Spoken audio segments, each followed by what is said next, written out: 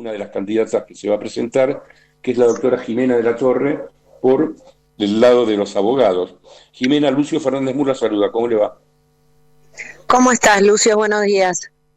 Buen día. Bueno, ¿están preparadas para la contienda electoral? Ustedes, abogados, eligen el martes, ¿no? Sí, el martes 5 de abril, de 9 a 18 horas, 164.000 abogados en todo el país deberían estar yendo a elegir a sus representantes por la abogacía. Y bueno, y yo estoy encabezando la lista número 1 en ese sentido. Uh-huh. Los abogados porteños matriculados para esto habilitados votan en la FACA, en la Federación ahí en Avenida de Mayo. Los abogados tienen que mirar su domicilio electoral, porque votan en el colegio de abogados de su distrito. Hay que mirar en la página de la FACA dónde vota cada uno, pero lo que prevalece es el domicilio electoral. Y en realidad, en aquellos que tengan domicilio en Ciudad de Buenos Aires tienen que votar en el Centro Cultural San Martín, que queda en Sarmiento 1551. Ajá. Está bien, bueno, hasta las 18 horas entonces el martes. Sí, exactamente, de 9 a 18 horas.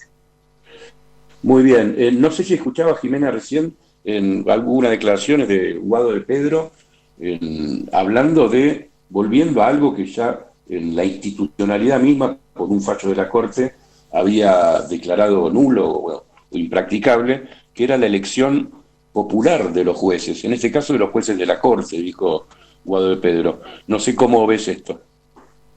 Y Guado de Pedro debería leer la Constitución Nacional, ¿no? Que habla de la intangibilidad de los jueces, la inamovilidad.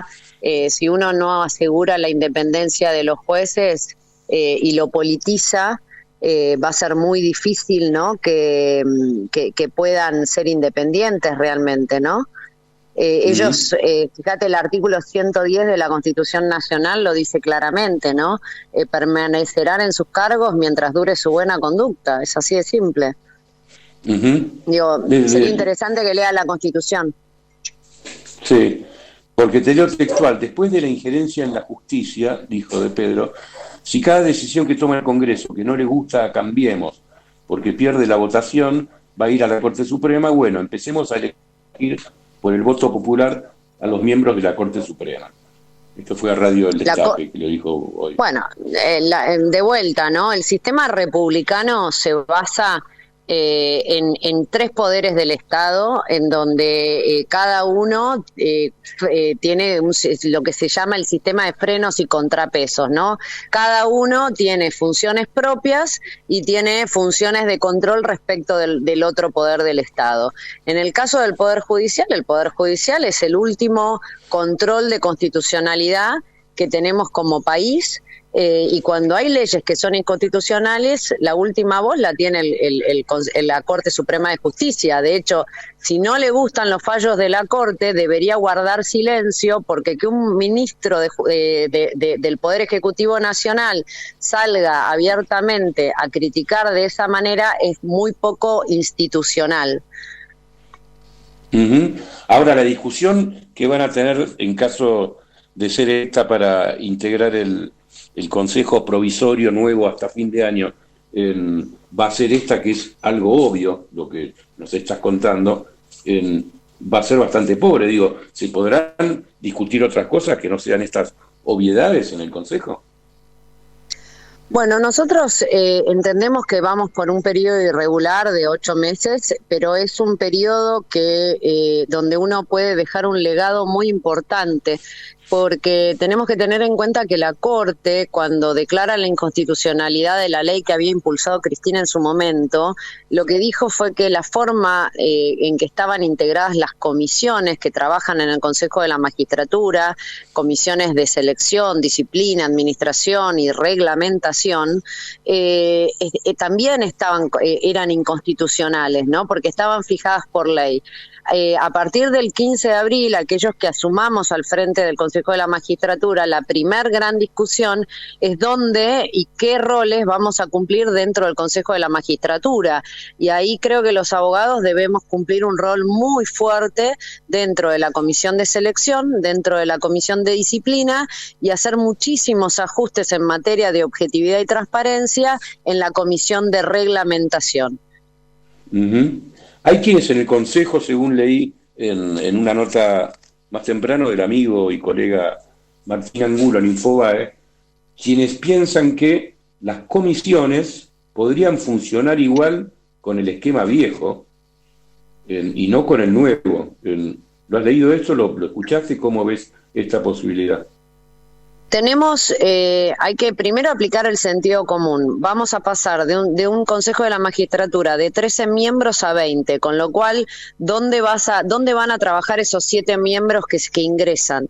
Segundo lugar, la Corte fue muy clara, el artículo de la ley que había impulsado Cristina, en donde establecía la forma en que debían constituirse esas comisiones, fue declarado inconstitucional, y la ley que se restablece a partir del 15 había dejado sujeto a reglamentación del Consejo de la Magistratura esa forma de integración. Entonces lo que corresponde es que a partir del 16 de abril nos pongamos de acuerdo y lleguemos a los consensos necesarios para definir cómo va a trabajar esto que es un nuevo Consejo de la Magistratura. Ahora, esta semana que viene eligen ustedes los jueces y académicos, que sería completar lo que la Corte... Nosotros somos, yo voy por el estamento de los abogados. El 5 de abril la elección es entre abogados de matrícula federal que tienen que ir a elegir entre 2 listas, y yo voy integrando la lista 1. No es Abogacía jueces. por la independencia judicial, ¿no? Exactamente. Básicamente nuestra propuesta es, por un lado, equiparar las oportunidades de los abogados respecto de los judiciales, porque 9 de cada 10 jueces que son designados en la justicia federal vienen del Poder Judicial. Los abogados tenemos ahí grandes desigualdades respecto de los jueces. También hay mucho por hacer en materia de igualdad entre la mujer y el hombre, y no estoy hablando de cupos, sino de darle más peso al examen, que es lo que nos puede a las mujeres demostrar que la idoneidad que tenemos al momento de resolver un caso concreto, en detrimento por ahí de los antecedentes, que no es nada más ni nada menos que tiempo y recursos invertidos en maestrías, doctorados, papers académicos, y la realidad es que lo importante es cuál es la lógica jurídica que usamos las mujeres y los abogados de a pie al momento de resolver en un caso concreto. Entonces ahí lo que hay que hacer es subirle el porcentaje en la nota total a lo que es la parte del examen, lo que se le llama el concurso de oposición. Eso nos igualaría de verdad, porque encima el examen es anónimo. Entonces nos pondría en una real igualdad de condiciones. La decisión de que esta elección compitan solo mujeres tiene que ver con una decisión una resolución del propio Consejo, ¿no? Sí, en realidad lo que hizo el Consejo es armonizar entre 2 leyes, porque la ley que establece estos 20 miembros es una ley del año 97, y posteriormente se sancionó la ley de paridad de género. Entonces lo que hizo el Consejo es razonable, aplicó la ley de paridad a la estructura del Consejo de la Magistratura para llevar al Consejo a esa paridad, que la paridad no es cupo. La paridad lo que te dice es que tiene que haber igual cantidad de hombres que mujeres. Y creo que eso enriquece a cualquier organismo del Estado, ¿no? Y esa paridad también fue regulada, digamos, a través de una resolución en el tema de las ternas, ¿no? De candidatos, cuando se determina una terna para un cargo vacante. Bueno, en realidad lo que se aplicó para las ternas fue el cupo, que es anterior a la paridad, y en realidad el cupo te puede hacer saltar a una mujer que por ahí en su calificación y orden de mérito había quedado muy abajo y obliga a llevarla a integrar una terna, no por mérito, sino por ser mujer. Y yo creo que nosotras las mujeres queremos llegar por mérito, y la manera de llegar por mérito es a través de un examen que tenga más peso en la valoración total, porque te aseguro que las mujeres al momento de resolver un caso concreto tenemos una lógica jurídica impecable. Entonces eso es lo que yo quiero que llegue en materia de género al Consejo de la Magistratura, que hoy no lo tenemos. Bueno, Jimena, vos vas como compañera en la lista, también está Carmen Badino postulándose, ¿no? Virginia Badino es directora del práctico de la UBA, una gran abogada de familia también, y bueno, es una mujer que representa a Capital Federal, ¿no? Yo voy por Interior. Por último, vos sos recordada por haber trabajado en la AFIP, en el gobierno de Mauricio Macri, la época que era Abad, si mal no recuerdo, el director de AFIP, y está dando vueltas sobre un proyecto de ley que se impulsa desde el oficialismo de blanqueo y de los argentinos que tengan bienes o propiedades o dólares en el exterior. ¿Cómo ves esta cuestión y una eventual vinculación con ¿cómo se dice?, un pase en blanco para el caso de delincuencia o de corrupción? Ahí, bueno, yo trabajé en AFIP justamente porque soy especialista en fiscalidad internacional. Y trabajé desde un lugar técnico, ¿no? Y cuando uno ve un proyecto que lo que busca es convertir al Estado Nacional en un vehículo para lavar dinero, resulta alarmante, porque acá no estamos hablando de un blanqueo fiscal, estamos hablando directamente de un perdón a quien es narcotraficante, a quien contrabandea armas, a aquellos que hacen trata de personas, a los corruptos.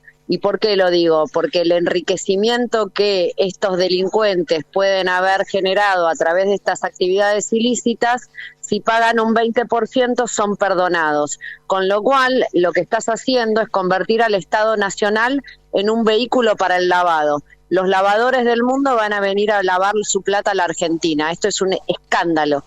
No es un problema fiscal.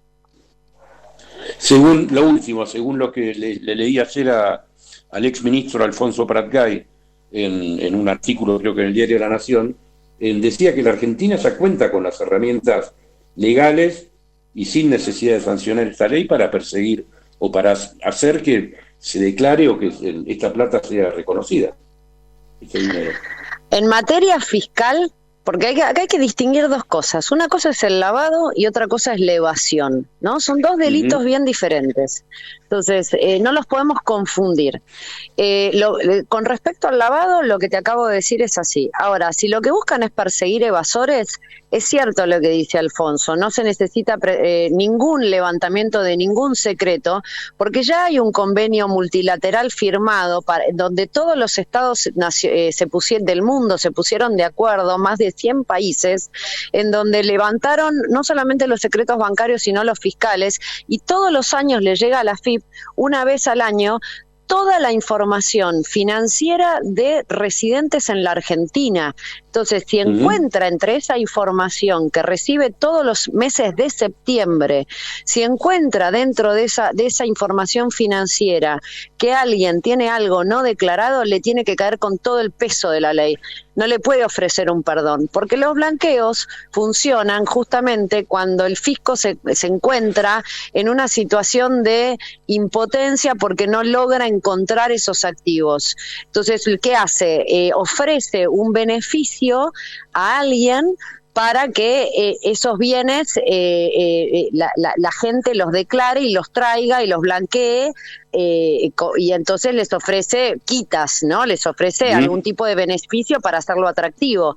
Ahora, si yo, fisco, te encuentro una cuenta bancaria no declarada, ¿para qué te voy a ofrecer reducir el 20%? ¿Cuál es el sentido de eso? Si ya te encontré, te tengo que caer con todo el peso de la ley. Y todo el peso de la ley significa ganancias, bienes personales, salidas no documentadas, ese ajuste más los intereses, más los accesorios, el fisco se queda con el 100% de lo que vos tenías oculto y además te cae una denuncia penal por evasión. Entonces, es ridículo lo que están planteando, pero me parece mucho más grave lo del lavado.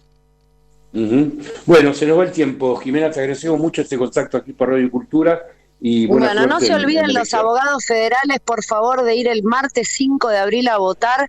Lista 1, Jimena de la Torre. Muchísimas gracias.